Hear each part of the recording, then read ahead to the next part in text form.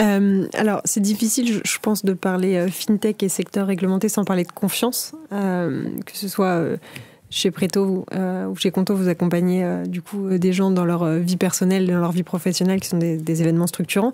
Donc clairement, la confiance, c'est au centre du débat, confiance envers les clients, envers le régulateur, envers les acteurs assez traditionnels. À votre sens, comment le juridique participe à la création de cette confiance ?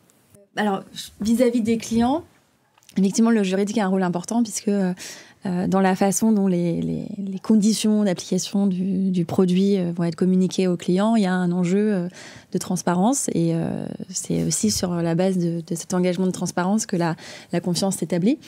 Et donc, ça peut passer par effectivement le fait de bien rédiger ces conditions générales, de décommander, en tout cas aux opérationnels, de passer par des phrases qui sont volontairement vagues, qui pourraient induire le client en erreur.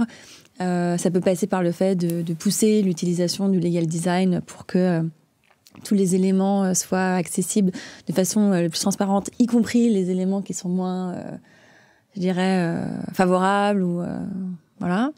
Donc ça, je pense que le juriste a un rôle à jouer important sur ça. En interne, vis-à-vis en fait des différentes équipes et des clients internes, je pense que la confiance, elle s'établit sur la base de deux choses. La première chose, c'est d'incarner quelque chose, enfin, en tout cas, la bonne conduite entre guillemets et l'éthique dans la façon dont on travaille. Et je pense que le juridique peut être moteur sur une culture d'éthique dans la société.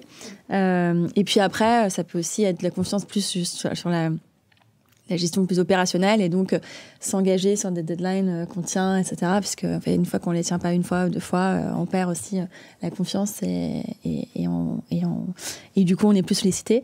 Et après, il y a la confiance vis-à-vis du régulateur. Donc ça, je pense que chacun fait ce qu'il peut aussi par rapport à l'état de son business. On n'est pas toujours complètement libre d'apparaître comme le bon élève, mais évidemment, et c'est un peu bateau, je recommande quand même de faire en sorte de au maximum montrer patte blanche aux régulateurs sans être évidemment stupide et naïf. Il faut bien avoir en tête que si on en dit trop, on peut aussi se tirer une balle dans le pied.